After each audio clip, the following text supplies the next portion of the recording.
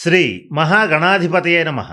ఈరోజు మనం 2025 సంవత్సరం జూలై నెల మాస ఫలాల్లో భాగంగా ద్వాదశ రాశుల వాళ్ళకి ఎలా ఉంటుంది అనేటువంటి అంశం గురించి తెలుసుకోవడానికి ప్రయత్నం చేద్దాం. దాంట్లో భాగంగా తులారాశి వారికి ఈ మాసం ఎలా ఉంటుంది అనేటువంటి అంశం గురించి తెలుసుకోవడానికి ప్రయత్నం చేద్దాం.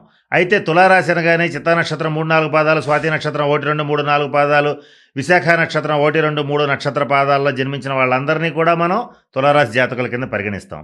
ఈ మాసం గ్రహగతులను పరిశీలించినట్లయితే సింహంలో కుజకేతువుల యొక్క యుతి జరుగుతోంది. అలాగే కర్కాటకంలో రవిబుధుల యొక్క యుతి జరుగుతోంది. అంటే కర్కాటక రాశిలో బుధాదిత్య యోగం, కుజకేతువుల యొక్క యుతి ఏదైతే ఉందో ఇది పిశాచి యోగం అంటారు. ఈ రెండు ప్రధానమైనటువంటి ఫలితాలను నిర్దేశిస్తున్నాయి. వీటితో పాటుగా కుంభంలో రాహువు, మీనంలో శని, వృషభంలో శుక్రుడు, మిథునంలో రవిగురుల యొక్క సంచారం కూడా ప్రధానమైనటువంటి ఫలితాలను నిర్దేశిస్తోంది.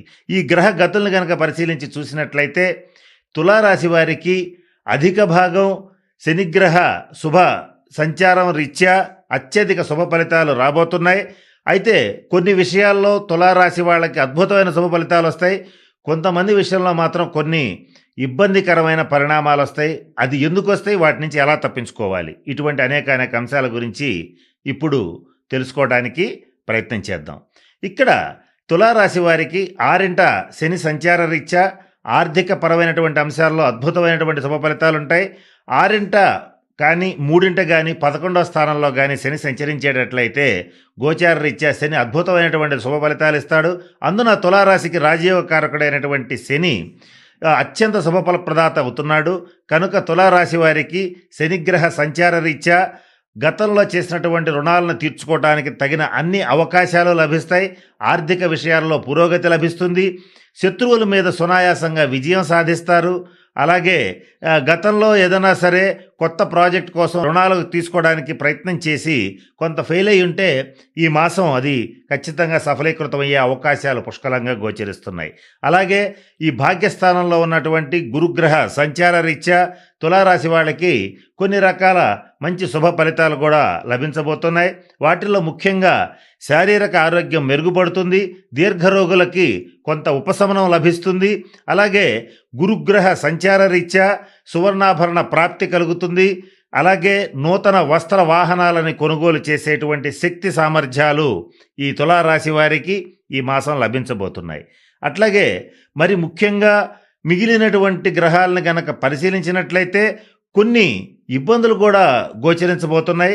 వాటిల్లో ముఖ్యంగా ఈ తులారాశి వారికి గనక జ్యేష్ఠ భ్రాత అంటే సోదరుడు ఎవరైనా ఉంటే వాళ్ళ రీత్యా కొంత ఇబ్బందికరమైన పరిణామాలు జరిగే అవకాశం ఉంది. కొంత భేదాభిప్రాయాలు వచ్చే అవకాశం ఉంది.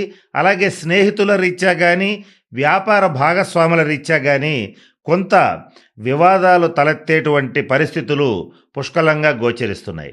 వీటి నుంచి తప్పించుకోవటానికి తప్పనిసరిగా ఈ సర్పదేవతారాధనని జరిపించటం, అలాగే మోపిదేవి, శ్రీకాళహస్తి వంటి సర్పక్షేత్రాలను సందర్శించడం చేయాలి.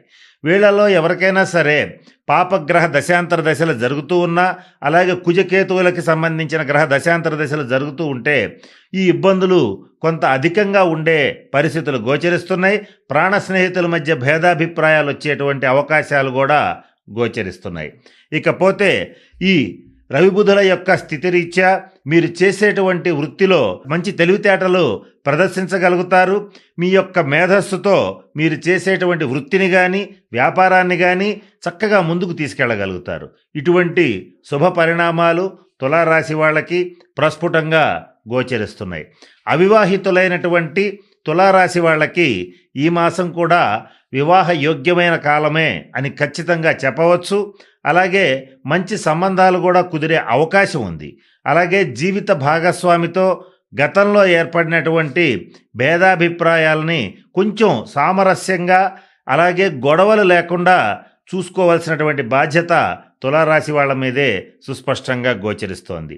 పంచమ స్థానంలో ఉన్నటువంటి రాహుగ్రహ సంచార రీత్యా ఇక్కడ సంతానపరమైనటువంటి అంశాల్లో కొంతమందికి మాత్రం కొంత ఇబ్బందులు తలెత్తుతాయి. సంతానం మీ మాట వినకపోవటం, మొండికి తిరగటం, లేదా వాళ్ళ యొక్క పరిస్థితుల్లో కొంత ఇబ్బందికరమైనటువంటి పరిణామాలు చోటు చేసుకోవటం, ఇవన్నీ కూడా మానసికంగా కొంత ఆందోళనకి గురి చేసేటువంటి పరిస్థితులు గోచరిస్తున్నాయి.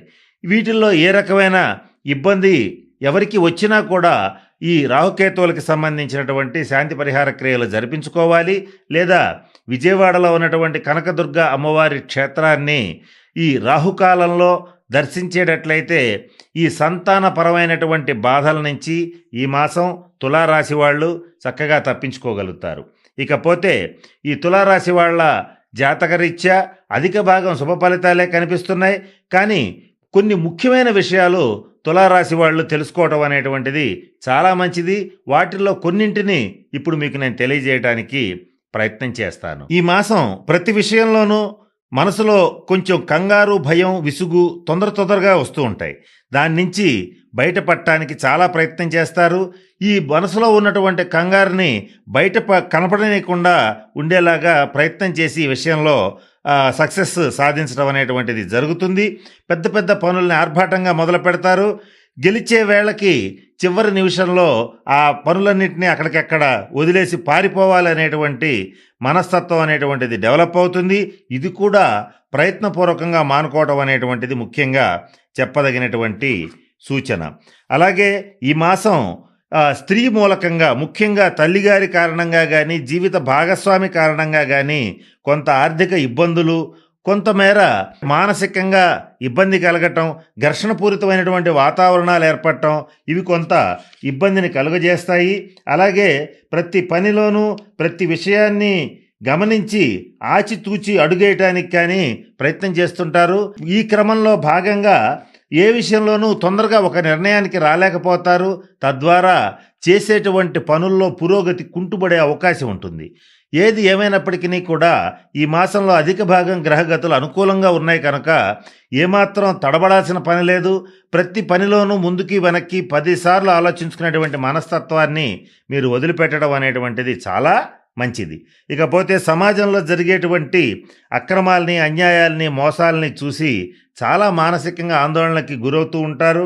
ఇది కలియుగం కనుక ఇటువంటివి సర్వసాధారణంగా జరుగుతాయని మీ మనసుకు మీరే సర్ది చెప్పుకోవడం అనేటువంటిది కూడా జరుగుతూ ఉంటుంది. ఇకపోతే ఈ మాసం మరొక చిన్న ఇబ్బంది మీకు వచ్చే పరిస్థితి ఉంది.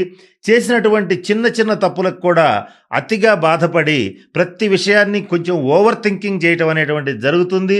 దీనివల్ల మీ ప్రొడక్టివిటీ ఏదైతే ఉంటుందో అది చాలా బాగా తగ్గిపోయేటువంటి పరిస్థితులు కూడా గోచరిస్తున్నాయి. ఇకపోతే ఈ తులారాశి వారికి నమ్మిన స్నేహితుల్లోనే మోసం చేసేటువంటి పరిస్థితి కనపడుతోంది. అంటే మీరు ఎవరినైతే బాగా నమ్ముతారో వాళ్ళే మిమ్మల్ని మోసం చేసేటువంటి పరిస్థితులు కూడా గోచరిస్తున్నాయి. సమాజంలో అక్రమంగా అడ్డగోలుగా అభివృద్ధి చెందినటువంటి వాళ్ళు, అడ్డగోలుగా ధన సంపాదన చేసినటువంటి వాళ్ళు, అక్రమ మార్గాల్లో సంపాదించి మీ ఎదురుగా తొడగొడుతూ తిరగటం అనేటువంటిది మీకు కొంత బాధాకరమైనటువంటి పరిస్థితిగా గోచరిస్తుంది. అయినప్పటికీ కలిధర్మాన్ని అనుసరించి మీరు వాళ్ళని ఏమనకుండా మీ పని మీరు చేసుకోవడం మీద మాత్రమే మీరు ఫోకస్ చేయడం అనేటువంటిది ఈ మాసం చాలా అవసరం. వాళ్ళు ఈ విషయం ప్రత్యేకంగా ఎందుకు చెప్తున్నామంటే వాళ్ళు చేసేదే వెధవ పని, కానీ దానికి మీలాంటి వాళ్ళ యొక్క చేతగాంతనం అని చెప్పి దెప్పిబొడవటం లేదా అవహేళన చేయడం, ఇటువంటి అవమానాలు జరిగే అవకాశం ఉంది.